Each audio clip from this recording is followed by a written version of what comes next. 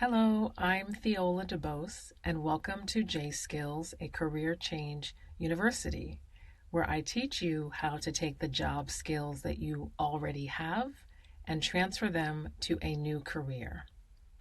I'm going to talk about the power of words, and this time tell you a little bit more about my story and how to take the most difficult, discouraging circumstances and odds stacked against you and turn it into your superpower.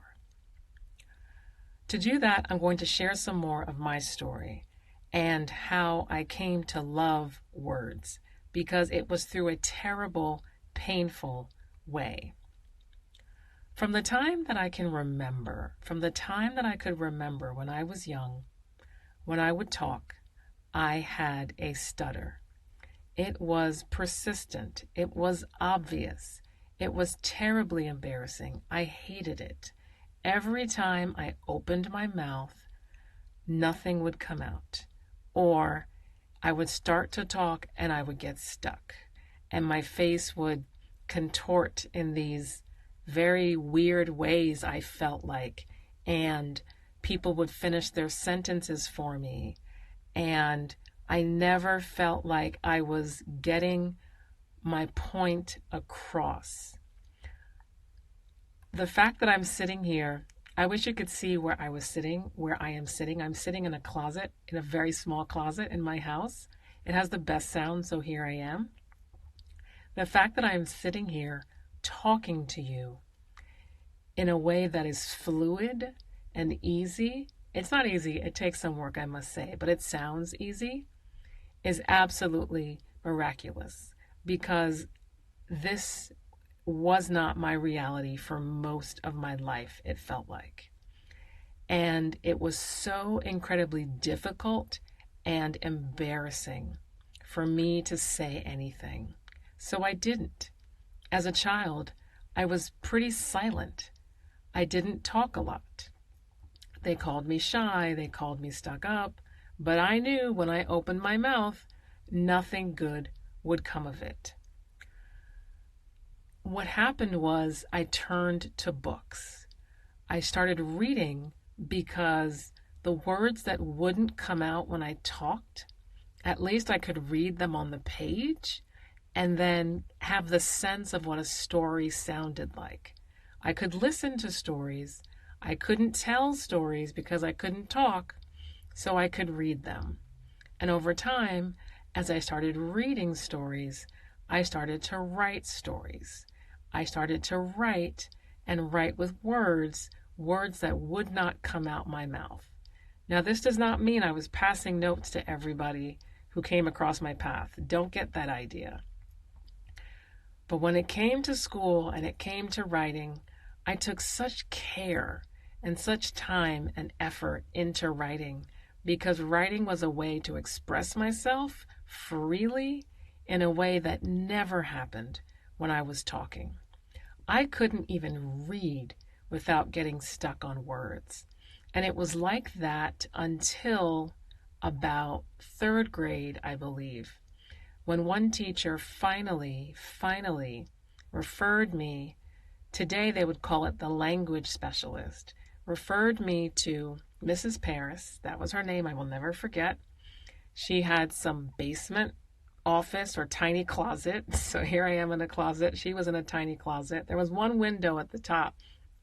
And she worked with me patiently, until I could read aloud and sound like this.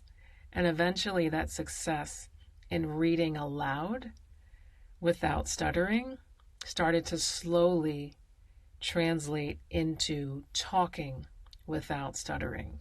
Now, I still stuttered, don't get me wrong, but I was much more understandable. And socially, I could get along better because I could communicate better. I was still nervous. I was still absolutely nervous. It felt like something I had to hide. And there were certain words that would begin with M or words that began with R. They would strike terror in my heart because those letters trip me up. Now, not so much. What's interesting, actually, is that I am studying French, and what I feel like is blocking my progress in French is that I tend to stutter when I am trying to speak French. And even if I know the word, it just sounds like I don't know the word. But that's a different story. That's an aside. Sticking to English, I can tell you that over time, I worked at this and I became better and better at talking. And I probably am at my best now than I've ever been. But this has been a long road and a long struggle. Now, I know on some level you don't want to hear about struggles, but on the other hand, you do, because sometimes we hear people, we think, oh, I've had people say, Fiola, you have a great voice. You sound so amazing. And I laugh because this is a voice that was unheard for so many years of my life. However, in that pain, something beautiful was born. And that is my love of words and my respect for words. The fact that I couldn't speak, I looked for words in other places. And that was the seed of me becoming a writer, becoming someone who loved and respected words because they eluded me so much. So that pain brought forth something very beautiful. It was a seed that was planted, and the seed grew. I like analogies. Sometimes they're corny, but to me, they make sense. So you are going to hear a lot of analogies if you stick with me. Things like seeds being planted. So this makes me think about some pain that's going on in your life. Because if you want a career change, there's some pain involved.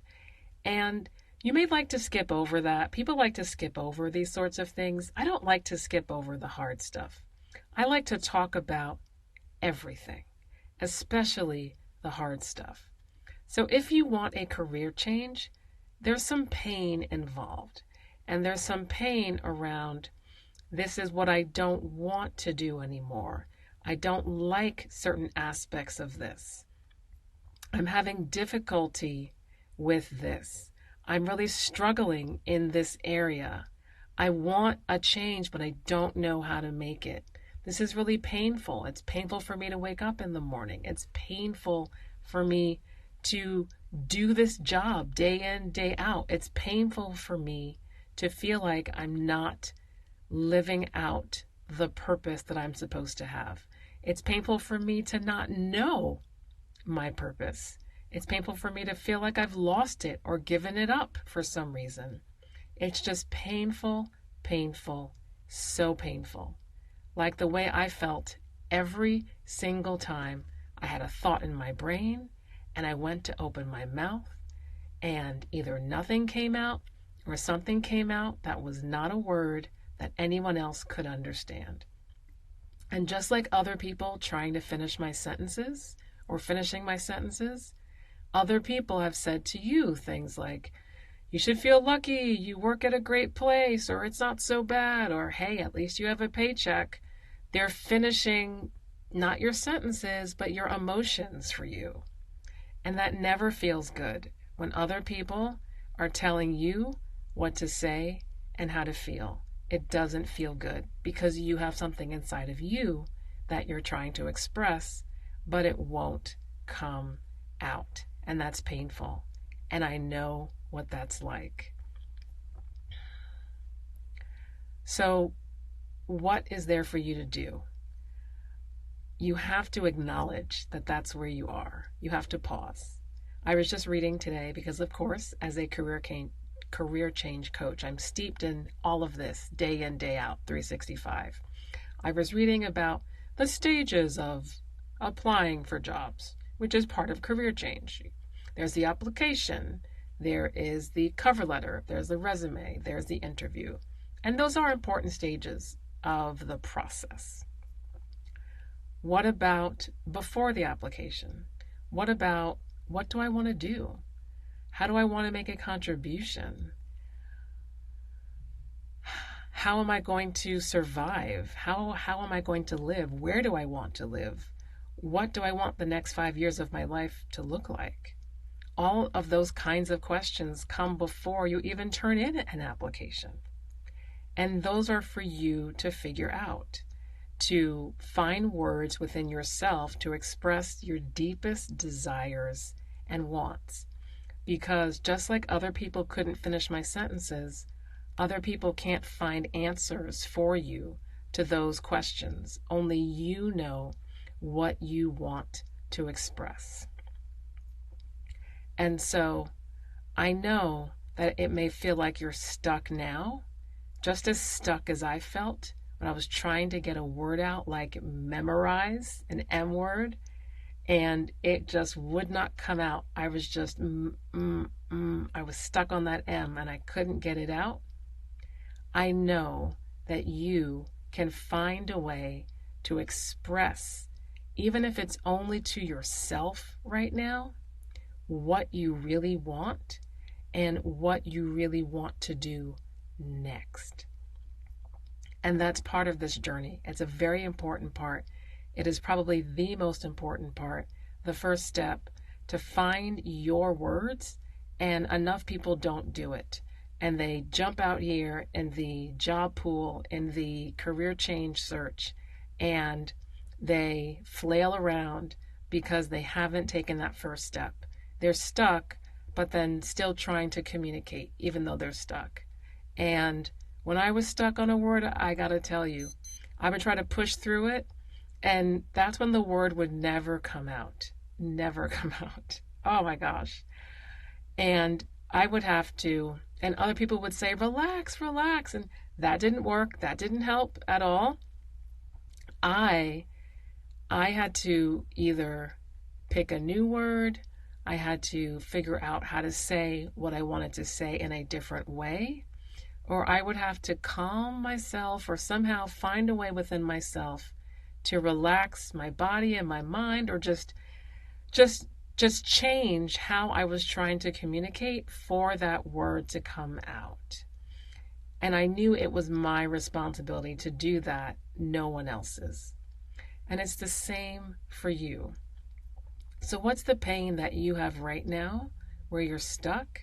And have you even acknowledged it? Have you acknowledged what's keeping you stuck? And you can't even get to how to move forward if you don't even say, hey, I'm stuck. This is painful. This hurts. I can't get this out. And that's where I am. I want to leave you with a quote from one of my favorite philosophers, thinkers. Philosopher may sound too ancient, but a guy I follow on Instagram, basically. Michael Beckwith, Beckwith. I'll put his name in the video description. And he has a saying that I love. It is, pain pushes until vision pulls. Pain pushes until vision pulls. Pain is a really important part of this process. Don't overlook it. Don't skip it. Don't try to go around it or under it. Feel the pain of where you are right now, of being scared, of being alone, of feeling like you don't know what's coming next, feeling so unhappy about that uncertainty. Feel that pain, because it's going to push you into new directions, push you into listening to this video, push you into finding solutions. It will push and push and push. The pain can't be the only source of inspiration. You have to have a vision for yourself. You have to say, what is it that I want? And then actually answer that question using words that feel true to you and make sense to you. So the pain may push you to the point of realizing, hey, I know I don't want this. And then you've got to do that work to then figure out the vision, what's next, what is it that I do want to do. But you can take that pain, and it seems like it has no purpose, but beautiful, beautiful things can come from that pain. Just like my absolute terror in speaking, that pain turned into a lifelong love affair with words and understanding the power of words. And now I can bring all of that insight and love of words to you and help you find your words in your pain that can put together the vision of where you go next. Great spending time with you as always. I will talk with you again soon.